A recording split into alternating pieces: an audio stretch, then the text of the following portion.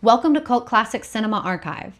Released in 1975, The Curse of Bigfoot is a strange and memorable example of regional, low-budget horror. Its unusual history is part of the appeal. Much of the movie was built around an earlier 1960s film, later known as Teenagers Battle the Thing, with new framing scenes added to connect it to the Bigfoot craze of the 1970s. The result is part classroom lecture, part monster story, and part time capsule of independent genre filmmaking.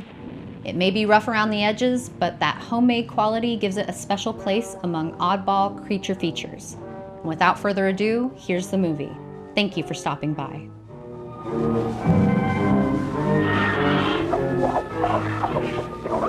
It happened 2 million years ago.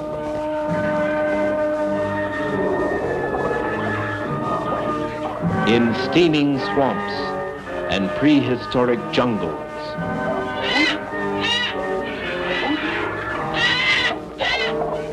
the earliest man-like creature walked the earth. Not human, more beast than man. A monster of evolution.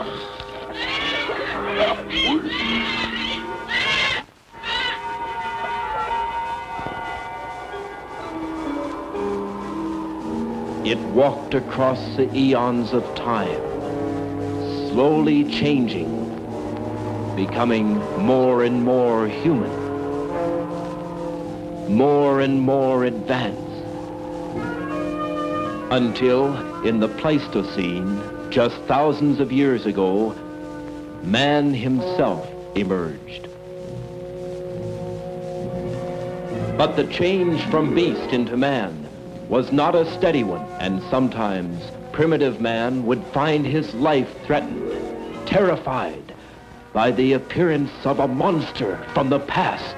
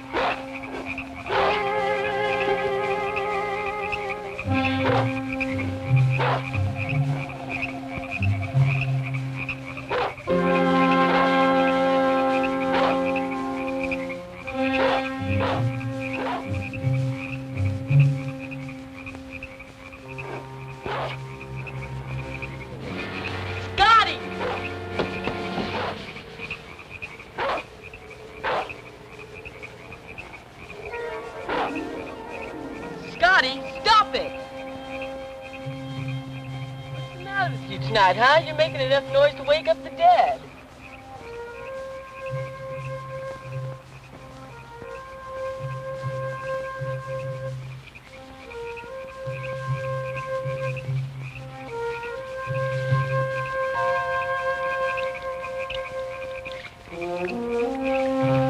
There now, will you please finish that and go back to sleep? Must you bark at every jackrabbit?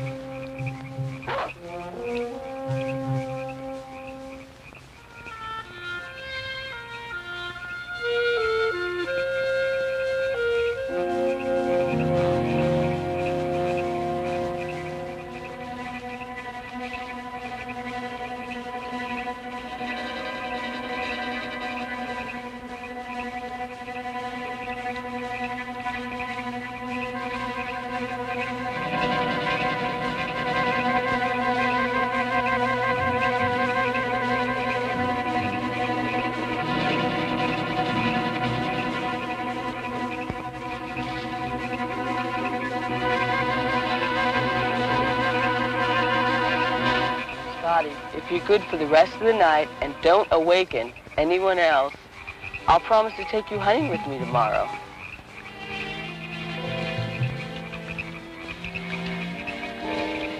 And you can chase all the jackrabbits you want.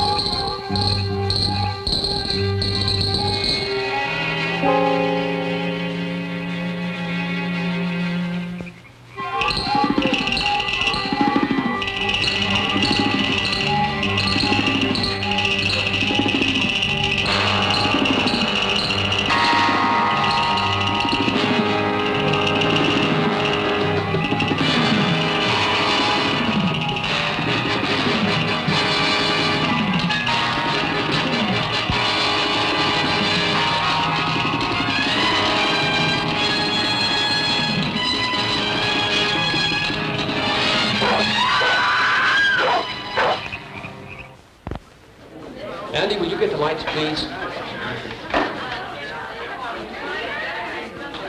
But Guy, Mr. Whitmore, you stopped it at the best part. Well, you get the idea.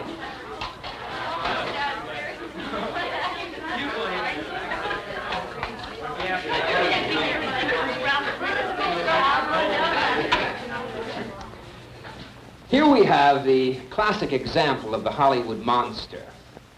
The movie studios turned out films like these by the hundreds back in the 50s and early 60s. Werewolves, vampires, monsters created by atomic radiation, creatures from outer space. They all did their part to paralyze the kids at the Saturday matinee and to give the girl an excuse to move as close as possible to the boy at the drive-in theater. Now, these horror films of the 50s seem corny today, and just as unbelievable as the ancient sea monsters we've been studying.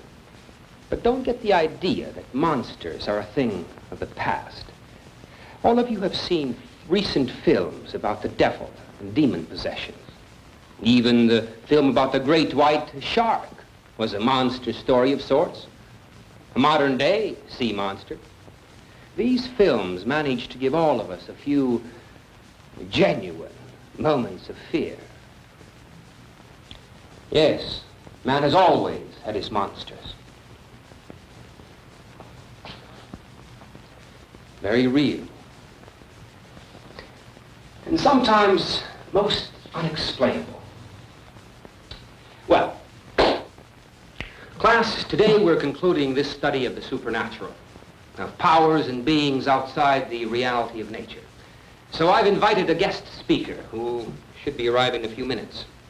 This man is a science teacher, as well as a widely read author and a recognized authority on the phenomenon of the abominable snowman, or as this creature is known in North America, Bigfoot.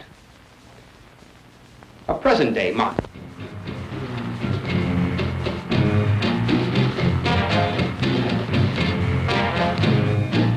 search for these giant, man-like creatures started with the discovery of mysterious footprints, huge footprints, which obviously were not made by any known form of human life.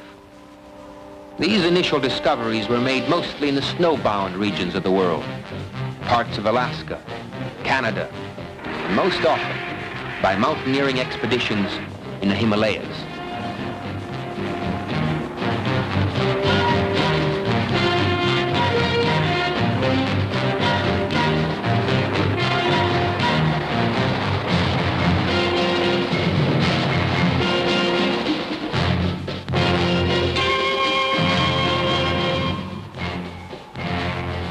In 1951, the well-known mountaineer, Eric Stapleton, was returning from an Everest reconnaissance expedition. Eric was waiting out a storm at base camp number 3, close to the northern edge of Menlong Glacier. Now, this man was a professional photographer, as well as an educated scientific investigator and mountaineer. The giant footprints in the snow, photographed by Stapleton, were published by newspapers around the world. For the first time, the public came to know of the existence of a giant, man-like monster which actually exists in the Himalayas. A monster known as Yeti, or Bigfoot. Within 2 years, the reports of giant footprints deep within the wilderness areas of the world spread from the Himalayas into North America itself. In May of 1956, a man by the name of James Hunt not only discovered footprints along the muddy banks of the Fraser River near Alberta, but Hunt actually sighted the Bigfoot monster running into the woods. Unfortunately, he had no camera with him. And many people here in America said he was crazy, that the footprints were fake. But over the next few years, reports continued throughout Canada, Washington State, Oregon, and even into California. It soon became apparent that Bigfoot was not just a hoax. Something was there, leaving giant footprints deep in the wilderness. Bigfoot was real.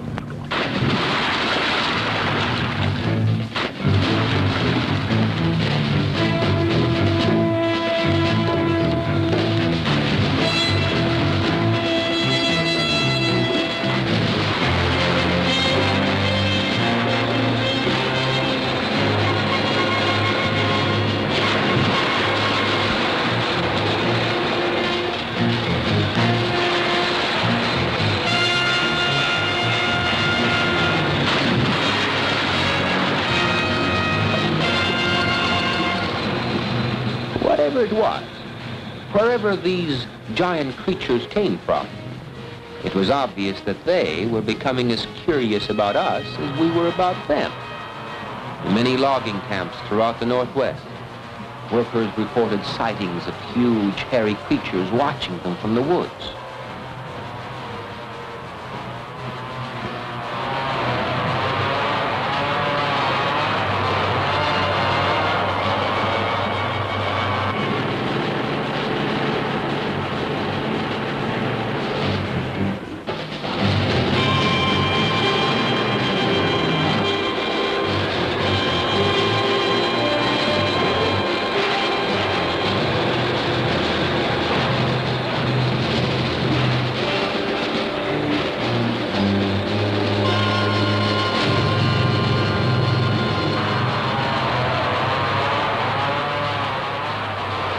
Man was invading Bigfoot's domain, moving into the virgin forests, cutting trees, taking over what had always been the hiding place for these mysterious monsters. As modern man cut into the wilderness, Bigfoot was forced to retreat deeper into the timberland. And as progress forced Bigfoot out of his homeland, more and more evidence was found which proved, beyond a doubt, that there were many of these creatures here in North America. More footprints were discovered, as well as strands of long black hair tangled in tree branches. Hair which, when examined by scientists, proved to have come from some mysterious creature previously unknown to man. For these discoveries, very few educated observers would still deny that something was really out there. There was an incredible man-like monster actually living in the North Woods.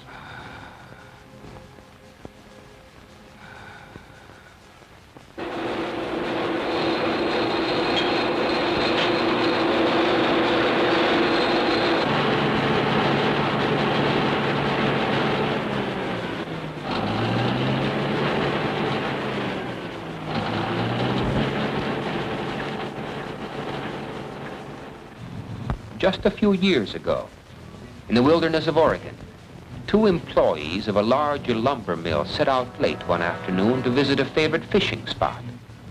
As it turned out, these two men were destined to become the first unfortunate persons to encounter Bigfoot, face to face.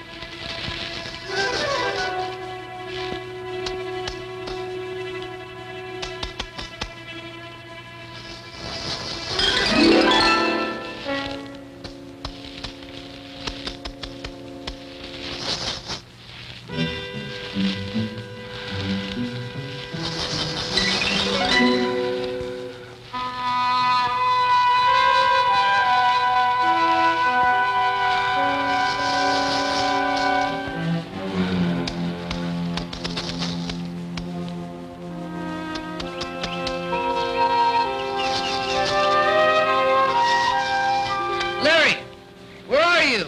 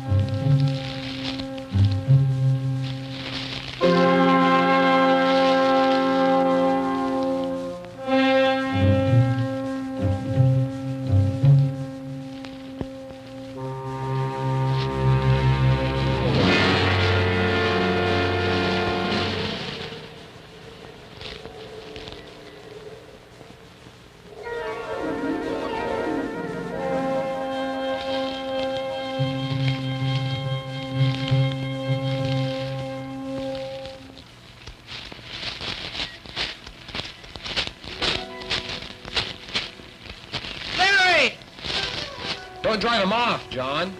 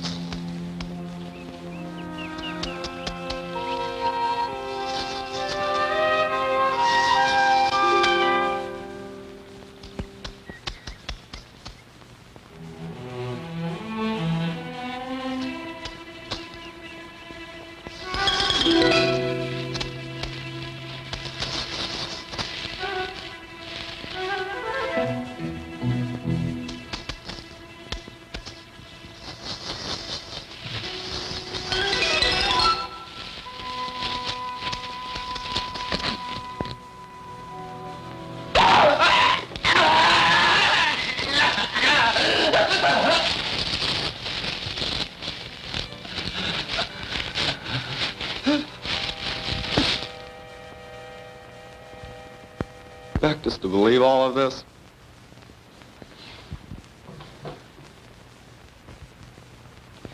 Thomas, Shakespeare once said, through Hamlet, "There are more things in heaven and earth, Horatio, than are dreamt of in your philosophy." Class, one of the biggest errors a man might make is to disbelieve what he hasn't seen.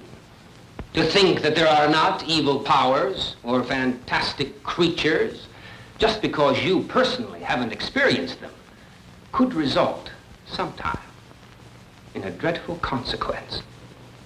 Now, save any questions you might have until Mr. Mason arrives.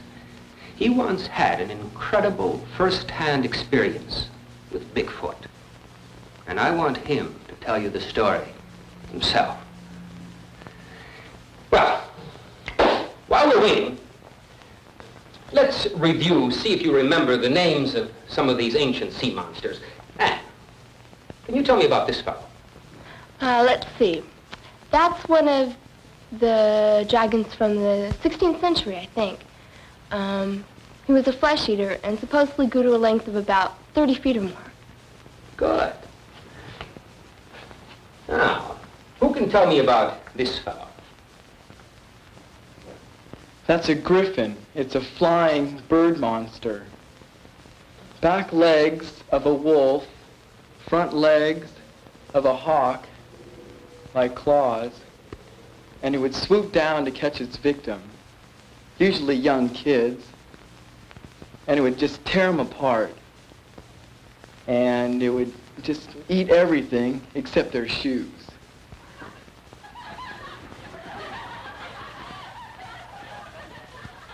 When the griffin got you, all they'd ever find is your shoes.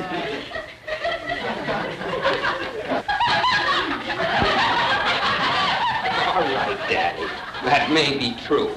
But what I want you to tell us is just where and when did the legendary griffin get its start?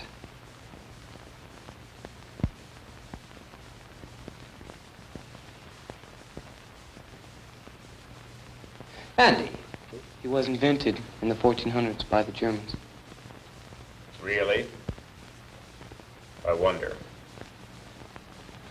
I wonder, young man, if the ancient griffin was really invented, as you say, by some demented madman. Roger, thank you for coming today. I wonder if I should have come.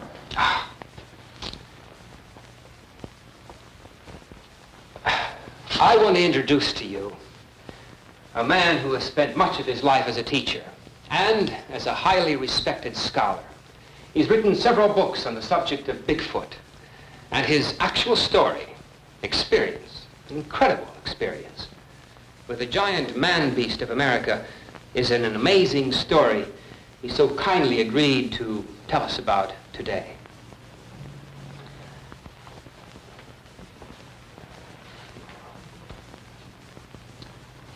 I believe I owe all of you an apology, especially you, young man.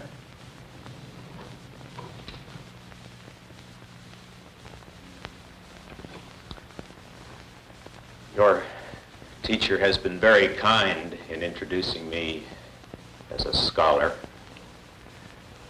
I'm thought by many people to be nothing more than a madman, or a liar, if you will.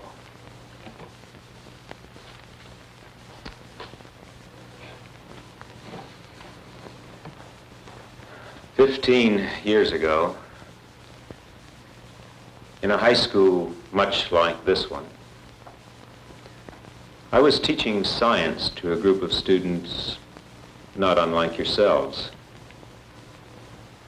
5 of those students, 3 boys and 2 girls, were especially fascinated with the study of archaeology. So I arranged a field trip.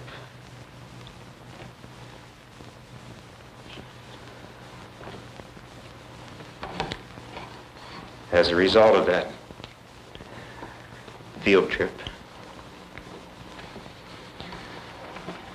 3 of those students will spend the rest of their lives in a mental institution.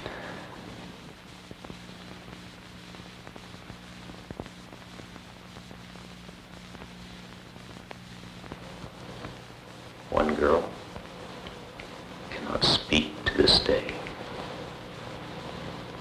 She can only stare straight ahead in shock. She's totally unable to communicate with the world outside her mind. No. Never doubt that monsters exist. They do. Right here in North America today, there are creatures that are known simply as Bigfoot. They were known to the Indian over 100 years ago, and they're still alive today. But let me start at the beginning of my story.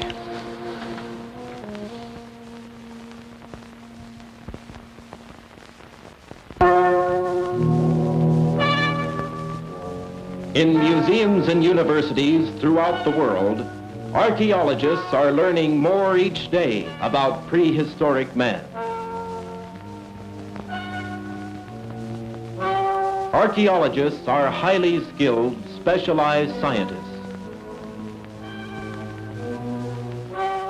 They know where to look, what to look for, and occasionally they make a discovery of tremendous importance.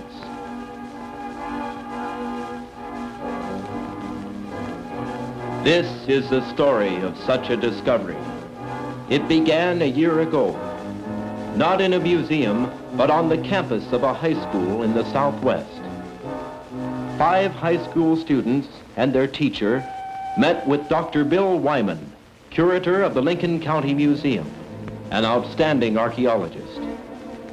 These 7 people were planning a trip to the small town of Ivanpah. Their purpose? To help the museum excavate and uncover the ruins of an ancient Indian campsite. Not one of these 7 ever suspected that they would soon make a startling, terrifying discovery.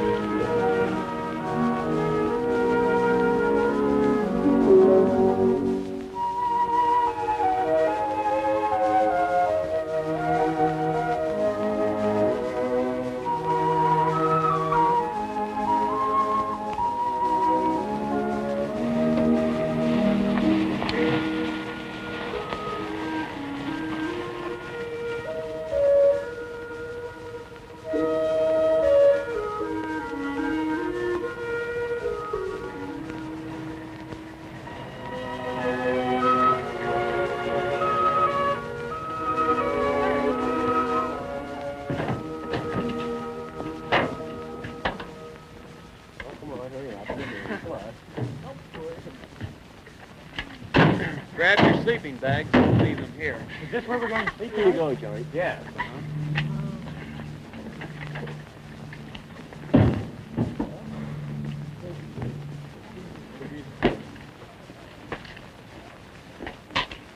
Whose house is this?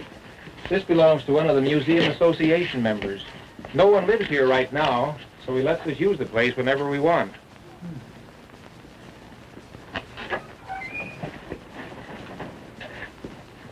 All right, just come on in for a few minutes.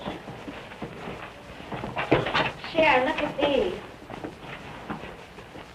Oh. Mr. Wyman, are these some of the things you found on your expedition? Yes. As a matter of fact, this is one we found in some cliff ruins just last year. You can put your sleeping bags down on the floor. We'll straighten up tonight when we get back. Huh? Shall we go?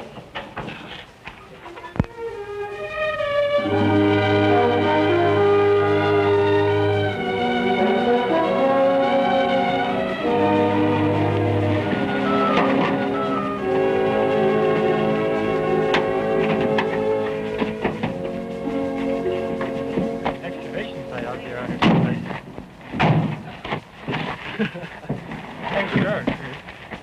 Hey. Hey. This really looks like Indian country, doesn't it? Boy, I'll say. Look at those rocks. I'll bet you find quite a few Indian petroglyphs up in this area. Yes, this country was literally dotted with Indian campsites at one time. Mr. Mason, what are petroglyphs? Oh, well, petroglyphs are Indian rock writings. Oh. Come on with me and I'll show you some.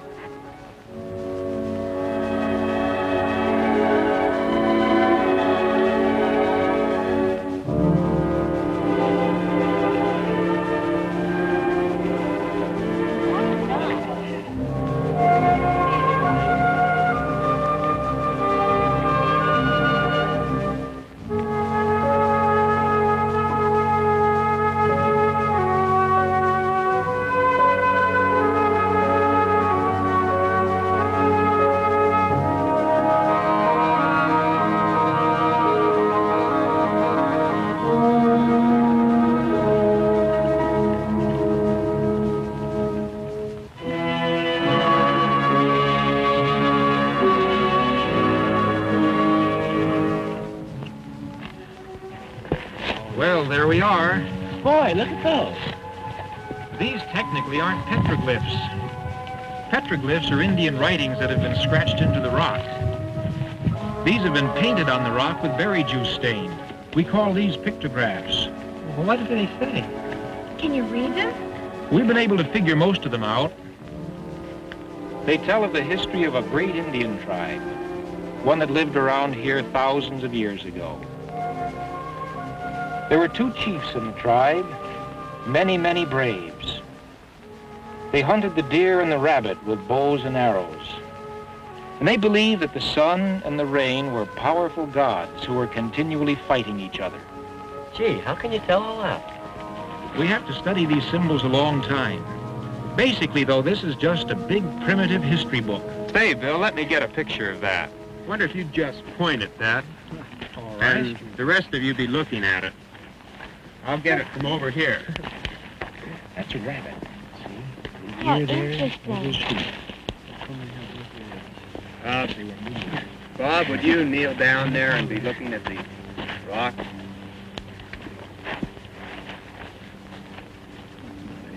Now that's good. Just look at the rock and hold it. Good. Got it.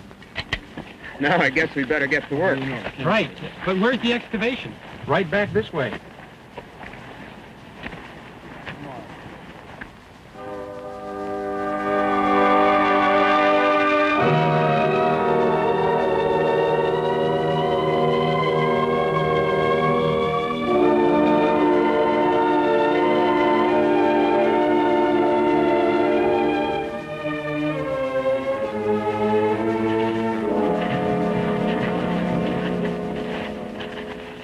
This is where we've begun excavation.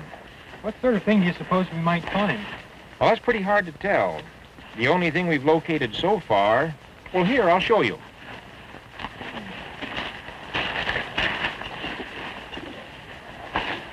These are pieces of old Indian pottery. And these are prayer sticks. Prayer sticks? Mm-hmm. At least that's what we think they are. Prayer sticks were used by some of the ancient tribes as religious symbols. They actually buried them with their dead. You mean we're going to dig in a graveyard? Well, that's possible, though I doubt if we'll locate any bodies. These prayer sticks may be over 1,000 years old. Say, do you think we'll find any bones? With everything being this old, it's very unlikely, but it's still possible. Of course, it's also possible we may not find a thing. It's sure we won't find anything if we don't get busy. What are we supposed to do? Yeah, what do we do? Let's start digging. Okay.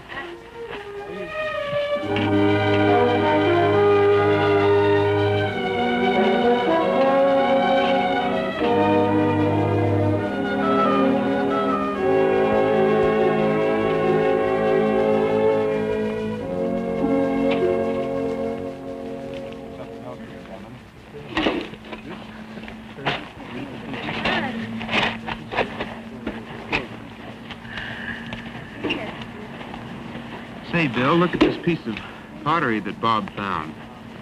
You just found it, Bob? Yeah, over there in the diggings. We do That's a good pottery fragment. I want to take this back to the museum with us. Keep up the good work.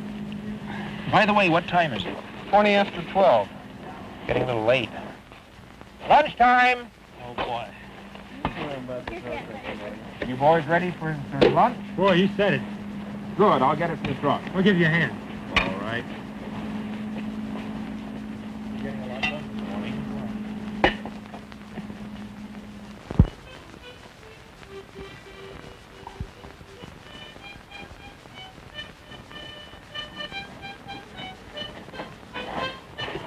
Well, everybody hungry? What do you know, I finally made it. Yeah. Well, we have sandwiches here for everybody. Good. Johnny, this is yours. All right. Roger, this is yours. Oh, good, thanks. And here's Sharon's and Linda's. Oh, thank you. Bob.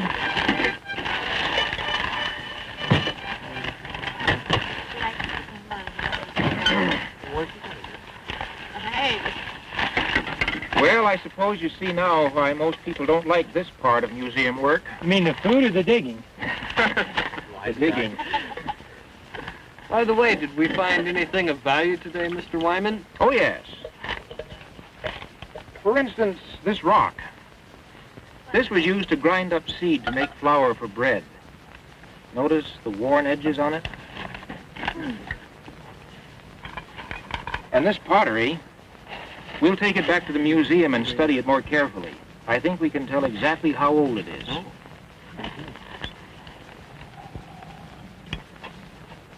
More prayer sticks? More prayer sticks. Say, Mr. Mason, what's this rock? I don't know. I haven't seen anything quite like this. I found it over there where we were looking at those Indian pictographs. Ask Mr. Wyman about that. Say, Bill, take a look at this rock that Norman found. Where did you find this? Over there where you showed us those Indian writings. What's wrong with it? Nothing's wrong. This might be an eolith. What's that? A very, very old tool. One used by ancient peoples. This is by far the oldest thing we've found here. Let me see it. Could you show us where you found that? Sure, it was right over there.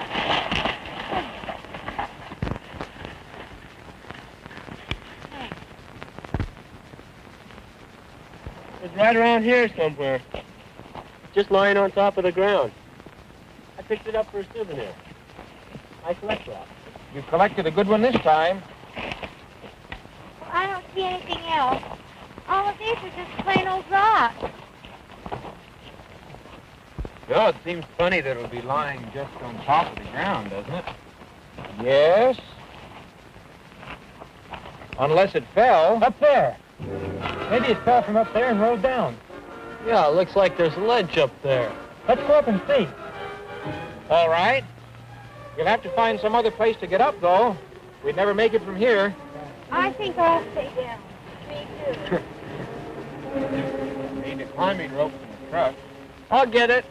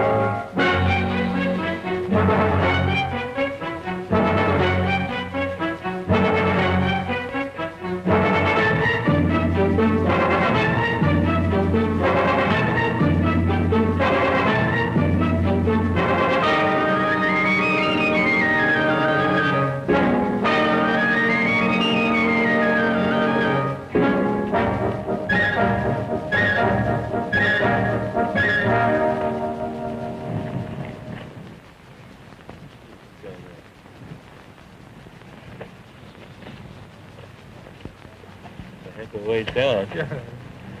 Boy, isn't that a long drop. That's Sharon and Linda down there. Hello!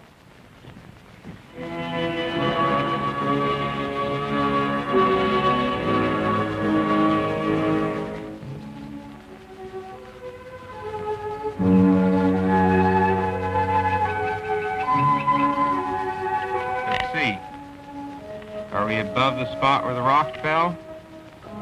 Over there.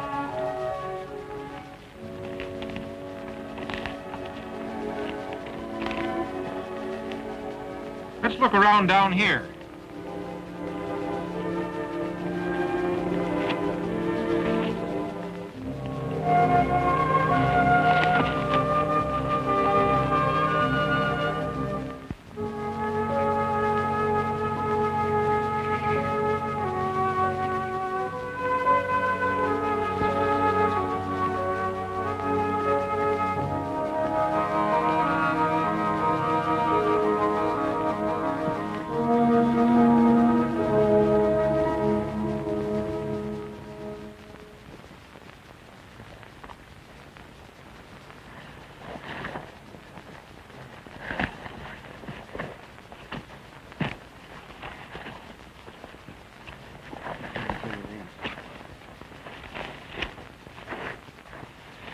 Doesn't look as if we're going to find any of those rocks around here. I can't even see that small ledge from here. Can you? No, Let's see, we were standing down there by that thick brush. Hey, what's this?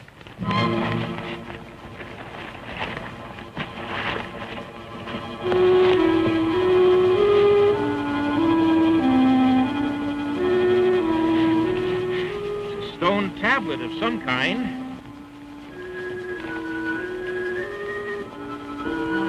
Really something. Yeah, but what? You recognize those markings, Bill? No, those are strange to me. They look rather primitive, don't they? They look older than any other markings I've ever seen. Were they made by Indians, do you think? No, not these. These are the types of markings made by cavemen. Cavemen? Perhaps as ancient as Pithecanthropus erectus, the earliest known species of ape man. Seems to be sealed along the edges here in mud. Yeah, I brought my rock there. Try digging it away over in there. Be careful not to hit the rock. How are we going to get it back to the truck? We're going to carry it back. You think we can get it out? Here's the bottom edge. All right. Careful. Let's try lifting it now. Boy, whoever put that in there wanted it to stay. This isn't ordinary mud. Boy, it's a clay with some sort of rosin added. Sure is hard. Maybe if we use the rock hammer to pry up on it. All right, try it. I'm sure you won't break it? No, it won't break it. Okay, Bob, pull. I think it moved a little. Not much. Let's try it again. Maybe if we lift up on it while the boys pull. All right. I'll count to 3 and everyone pull. Ready now? 1, 2, 3, 4! What happened? What happened? Wait a minute. Hey, there's a hole down there.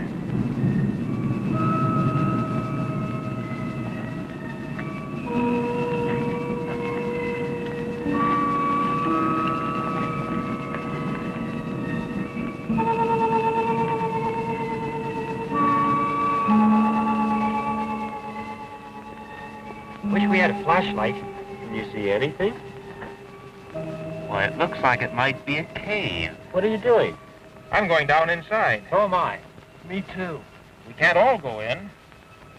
I'll stay up here. Will you stay up here too, Roger? Well, all right, but you be careful.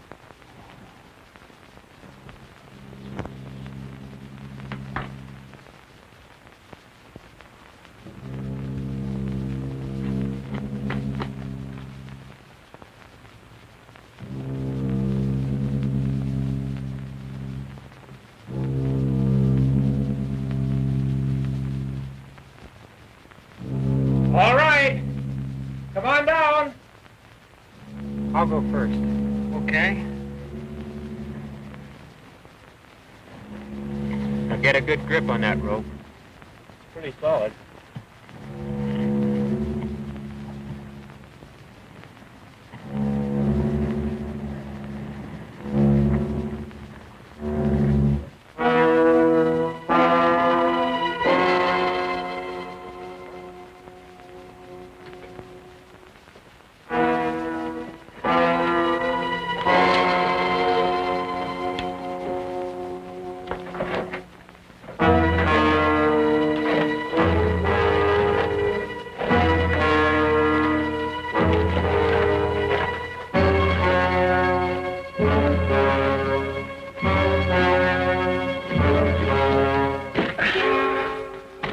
Wait for a minute now. Let your eyes get accustomed to the darkness. What kind of a cave is this? Natural formation? Probably so. It looks as if these cracks in the wall have been sealed up with mud. Look, pottery! These are perfectly preserved. What's inside? Ashes. Not ashes of a person. Somebody cremated? No. These are wood ashes. Charcoal. We'll take these jars with us. Be careful not to spill any of the ashes. Look, this one has writing or something on it. Those markings are similar to the ones on the tablet up above.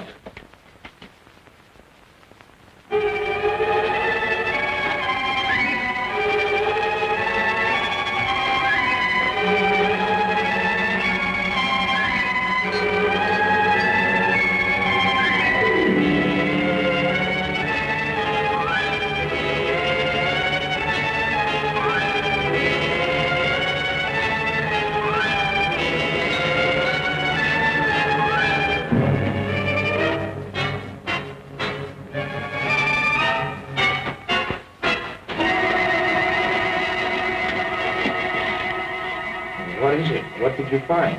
There's a body over there.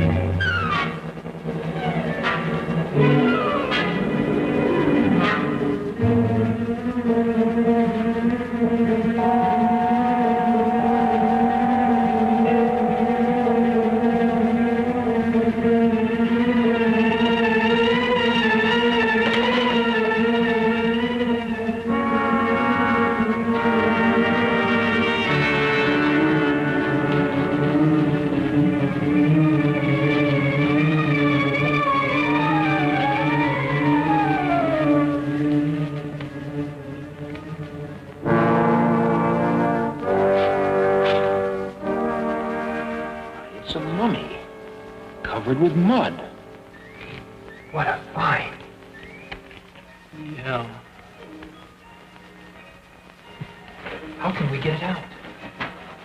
We're going to need some more ropes from the truck and some boards to tie it and hold it flat.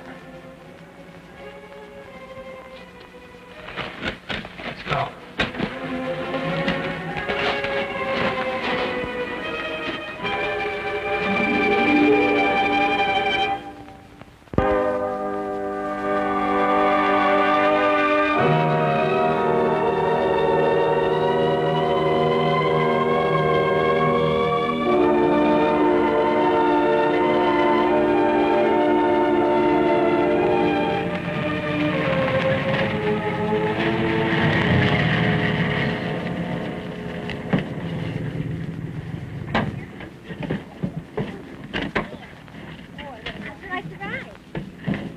Boy, I'm glad that's over with.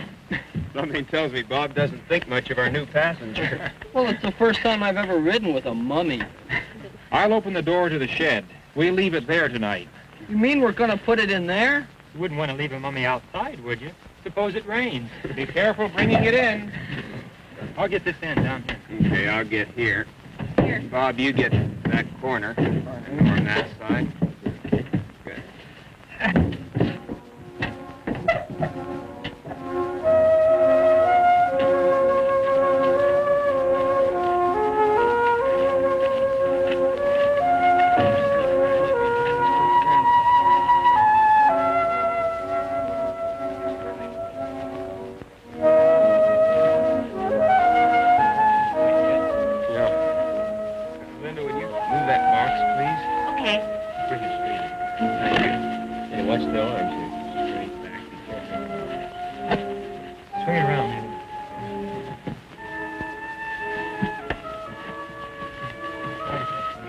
Good.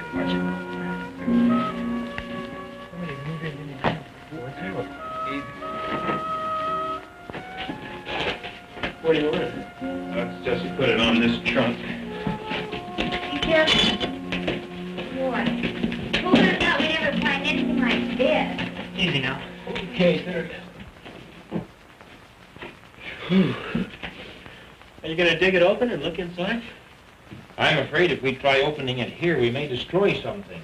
Yes, sometimes just exposing a body to the air will cause it to fall apart. That's okay. If that happens, Bob will sew the pieces back together. We'll take it to the museum the first thing tomorrow morning. There we can examine it more closely. You know, you people have done a wonderful thing today. This could prove to be the most significant archaeological discovery of our age. I can't get over how well preserved this is. Perfectly preserved. And I think I know why. Because it was sealed in that cave? No, not exactly. Do you remember the vapor that shot up out of the hole when we pried the stone tablet loose? Do I? I'll say. I thought we'd had it right then. I believe that some ancient tribe buried this mummy, not just thousands of years ago, but hundreds of thousands. They were very primitive. Their writings and pottery work show that. And yet these people had found the secret of truly preserving the dead. But how?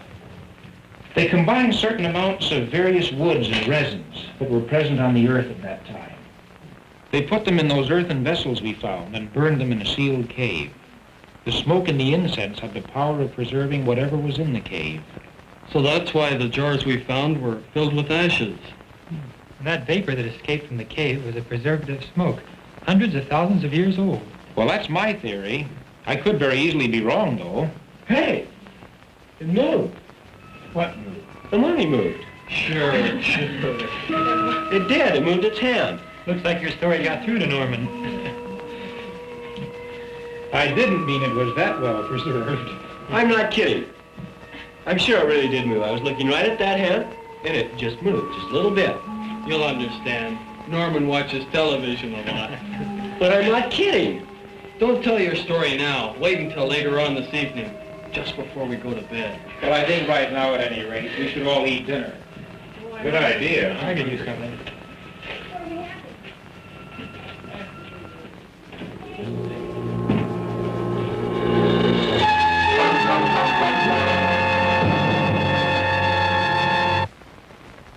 But seriously, it was a great trip.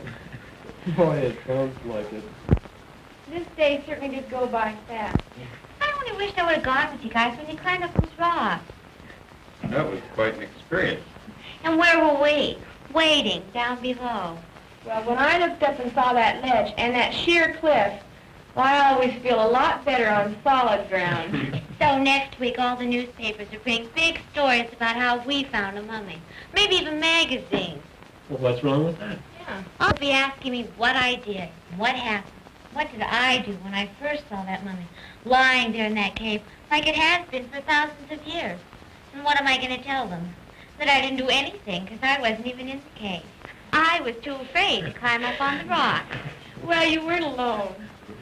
I can see the pictures on the front of the school paper of you guys prying up that stone thing and all my friends asking me, where were you?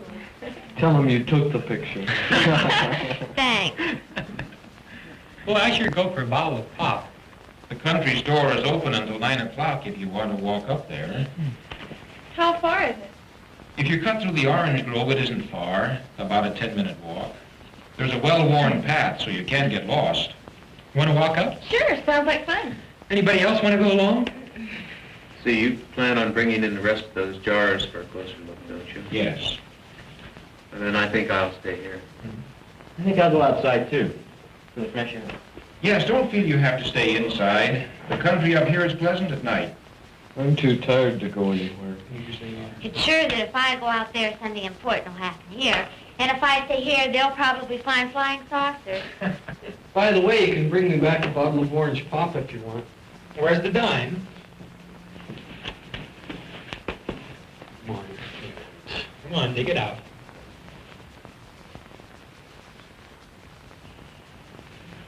And 3 cents deposit, unless you want me to have to drink it there.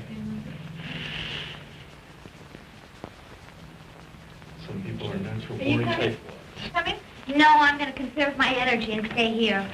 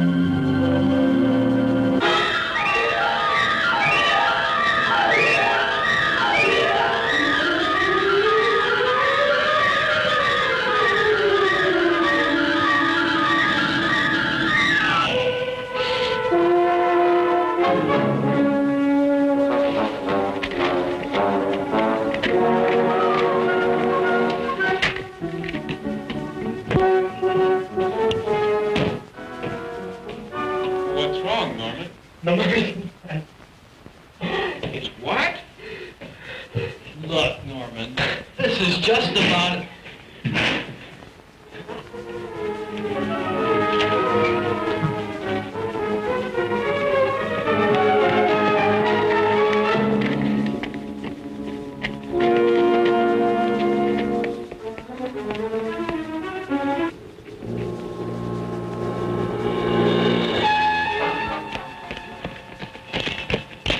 Look.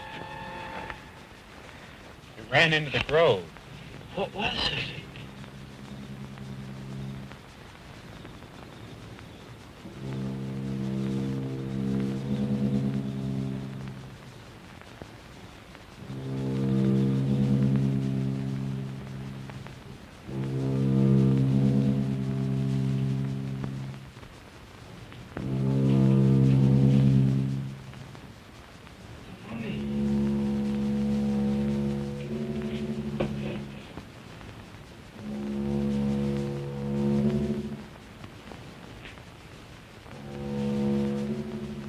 Could it be?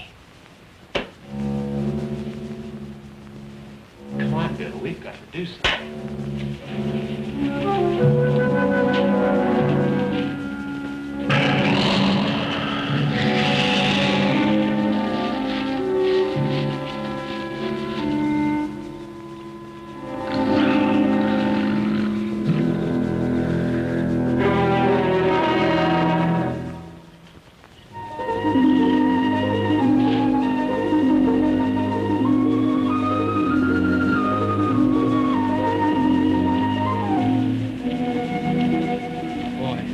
Sure is a nice sky.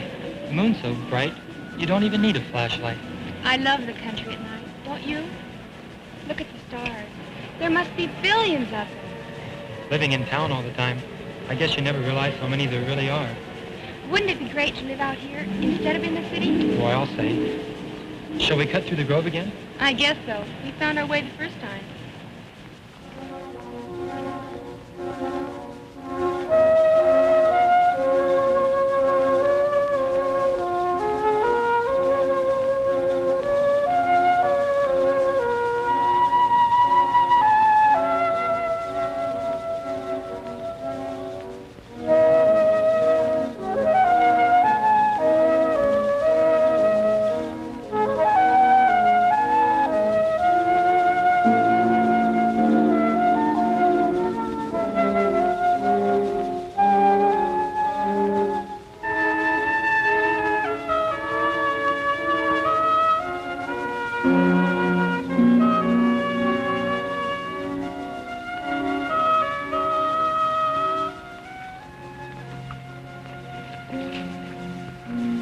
There's not much light in here. If we stay on the path, we'll be okay. Yeah, if we can see it well enough.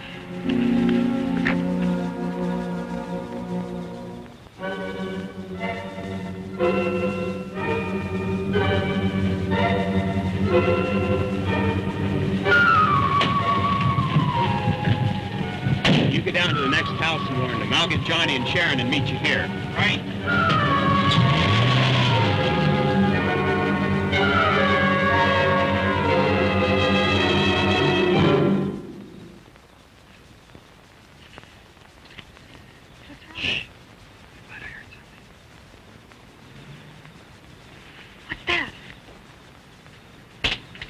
Something's coming.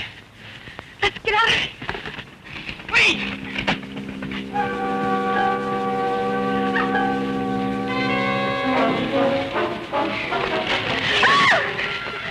When you weren't at the store, I figured you'd be on the way home. Is something wrong? Yeah, let's get out of the grove. Come on.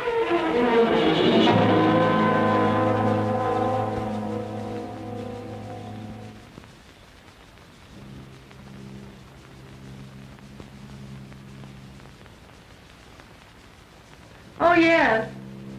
No, the children are all asleep. What time do you expect to be home?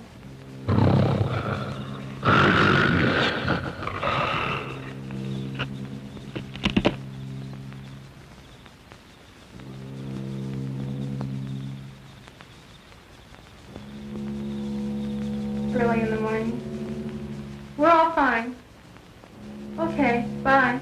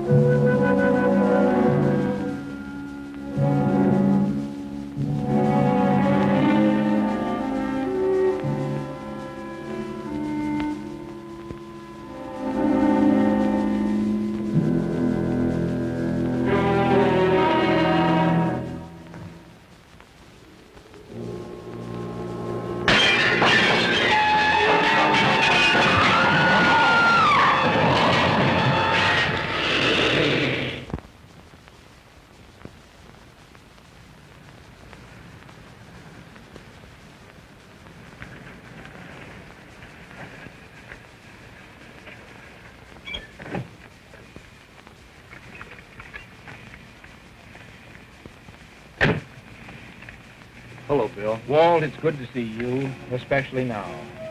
I just came from the Mitchell Ranch. Walt, this is Roger Mason, a teacher at the high school. How do you do?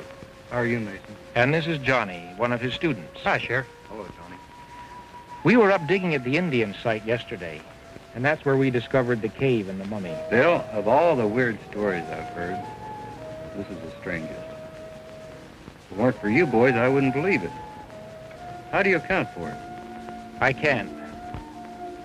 I have only a theory that the smoke and the vapor in that cave must have caused the body to lie dormant or asleep for possibly hundreds of thousands of years. When we opened up the cave and let the air in... I told you I just came from the Mitchell Ranch where the girl was killed last night. I covered the body as soon as I got there, but some of the neighbors had seen it first. Stories going around that there's a bear come down from the mountains.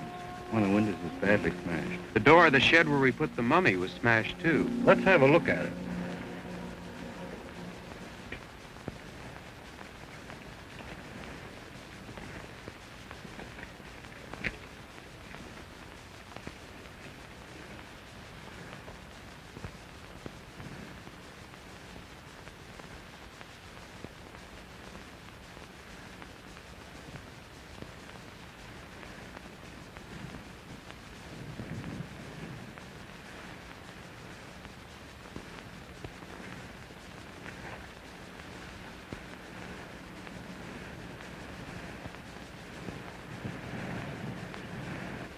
This mud,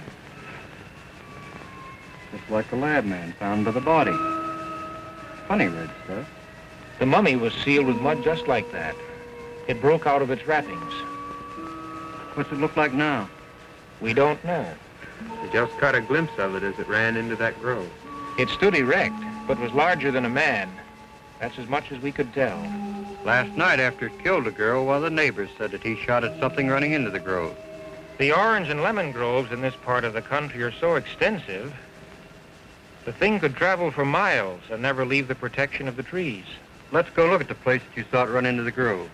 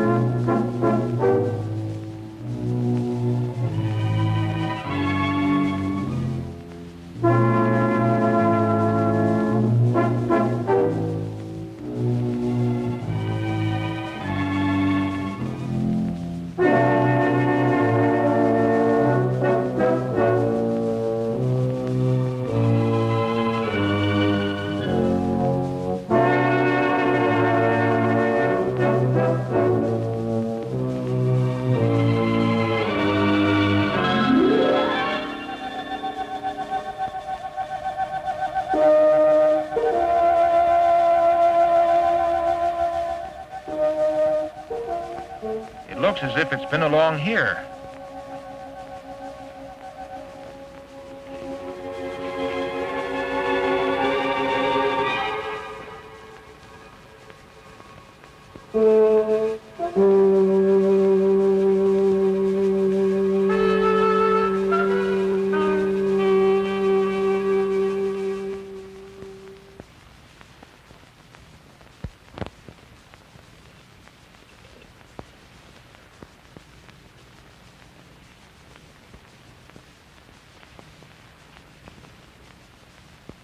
Over here.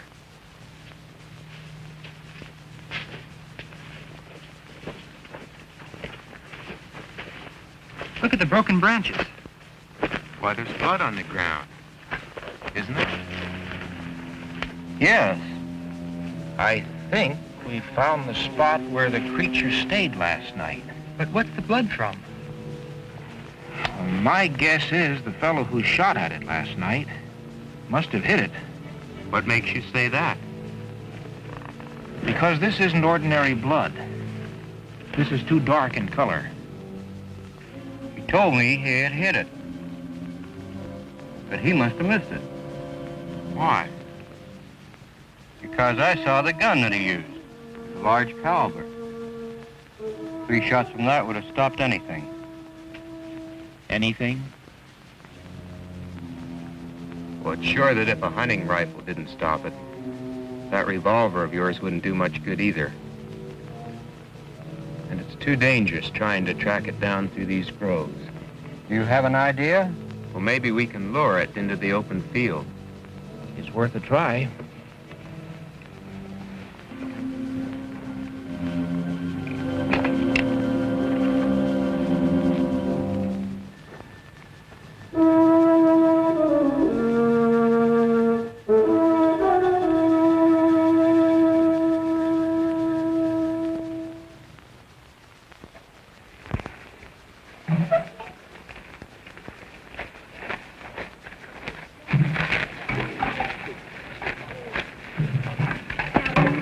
That should just about do it, shouldn't it?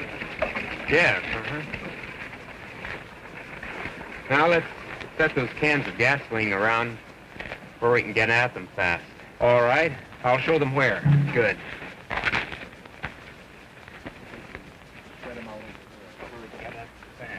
Okay. Now be careful.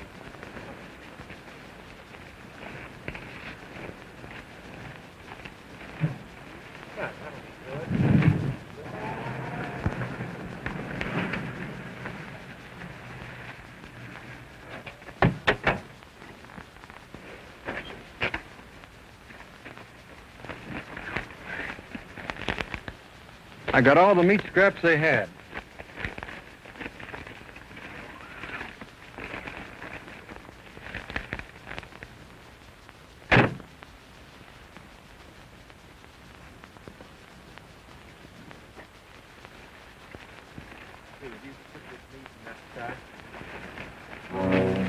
How are we going to know when it's coming so we can pour out the gas? Well, we'll situate someone up the road to see through the trees and give the signal when it comes. We can use the radio telephone in my car, and I have a portable unit in the back. Good.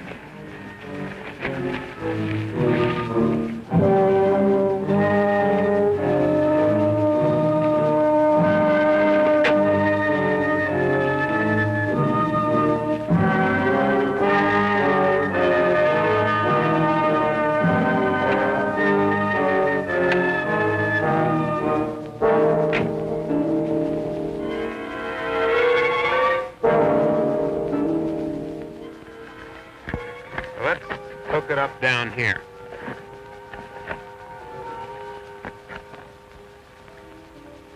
You push this button down to top and let it up to receive. That way you'll be able to communicate with the telephone in my car. Good. See, Walt, you take your car and station yourself on the road down here. Just a minute. Who's going into the grove with the bait? I thought I would. Why you? I was going to do that part. Well, it's my idea. That's a mighty dangerous idea, too, Roger. You don't know where that thing may be hiding. All right. Let's draw straws between the two of us to see who goes in. Okay. The one who gets the shortest straw has the job. Why 3 straws? I'm in on this, too.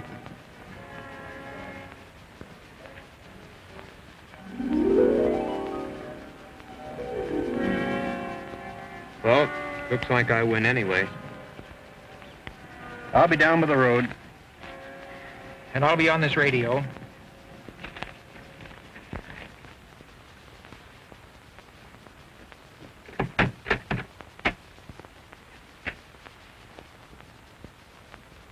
Roger?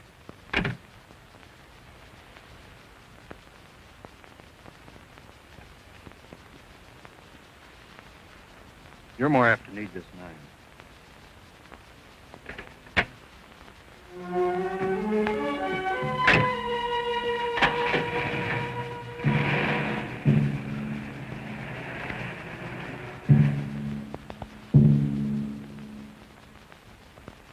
Gasol's all ready. Good. Well, I'll be back in a few minutes. Be careful.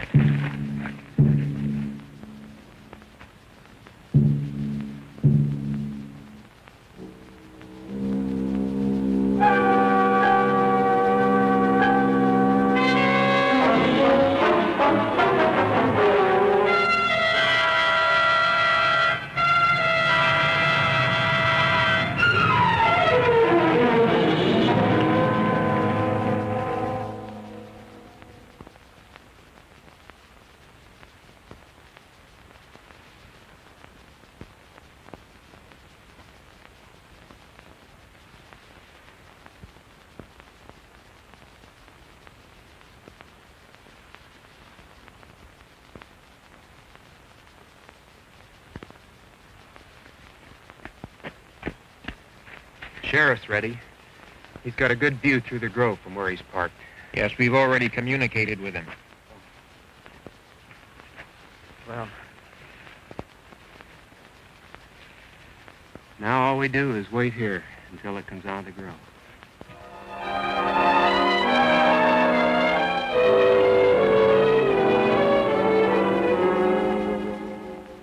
It's been a half hour.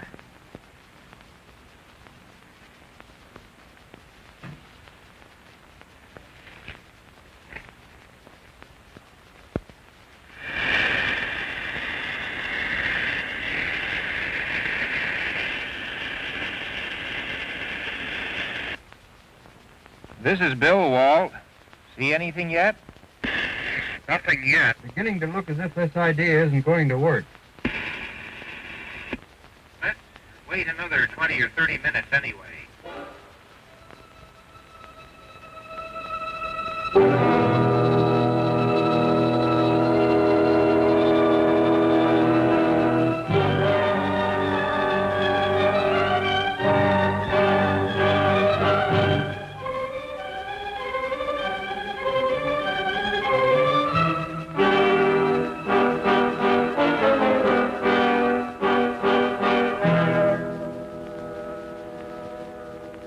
Roger. Yes, Walt. I see something now, I think. Branches of one of the trees is just moved. I'm going to take a closer look. Hold on. You better be careful. You'll hear from me within a minute.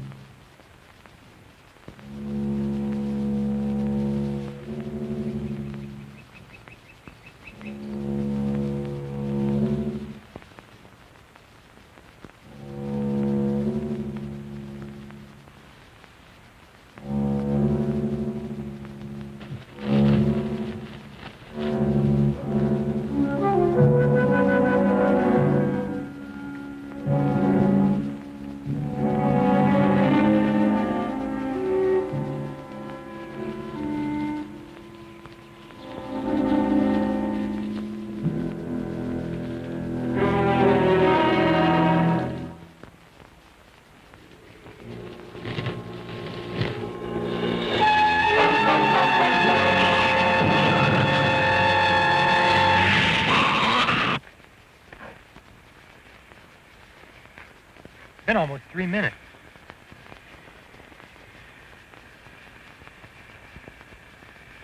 Walt.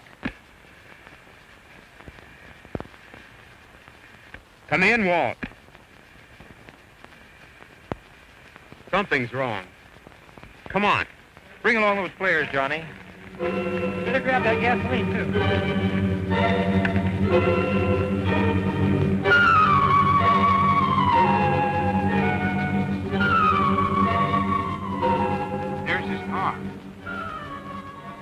Take it easy now.